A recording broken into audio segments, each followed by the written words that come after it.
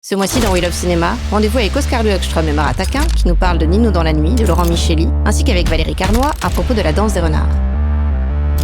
We Love Cinéma. Nino, c'est un jeune homme, comme il y en a plein maintenant, qui essaie de trouver sa place.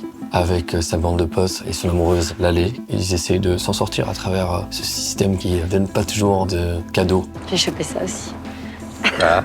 Quand on vit dans un monde qui nous demande d'avoir plus de moyens que de possibilités, on est obligé de trouver des superfuges, des solutions et de trouver notre imaginaire pour y trouver de la beauté malgré la difficulté financière. Allez, à la future patronne de bordel! La précarité, elle existe partout et je pense que c'est vraiment un film à voir entièrement, que ce soit pour les jeunes qui s'y trouvent maintenant, comme que ce soit pour les plus âgés, pour peut-être comprendre cette jeunesse de maintenant. Je dirais aux spectateurs d'embarquer dans cette nuit, dans le non-jugement des jeunes et de faire appel un petit peu à son insouciance et son adolescence.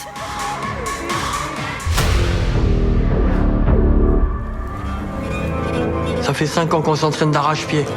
Les championnats, ils sont dans 6 semaines. Hey, t'as tout, toi! Nous, on n'a rien!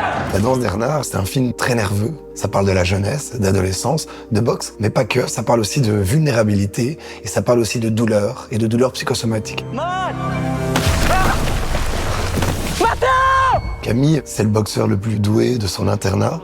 Il y a un moment où ce jeune, il va passer à côté de la mort et cette sensation de mourir, ça va lui faire perdre, d'une certaine manière, ce sentiment d'invincibilité qu'il avait et complètement remettre en question ses rêves de grandeur.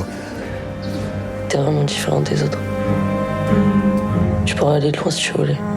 Mais les gens, ils m'aiment que pour ça. Je suis très curieux de savoir comment le public va réagir par rapport à ce groupe qu'on a composé, car c'est un groupe avec plein de profils différents. En tout cas, c'est un groupe qui a fusionné, qui s'est synchronisé, et je suis hyper fier, en tout cas, de leur travail. Ouais, c'est bien! Deux autres films belges seront à l'affiche en mars. Tête brûlée de Maya Ajmia Deselama, primé au Festival de Berlin, ainsi que Cap Farewell de Vania d'Alcantara avec Noé Habitat et Matteo Simoni.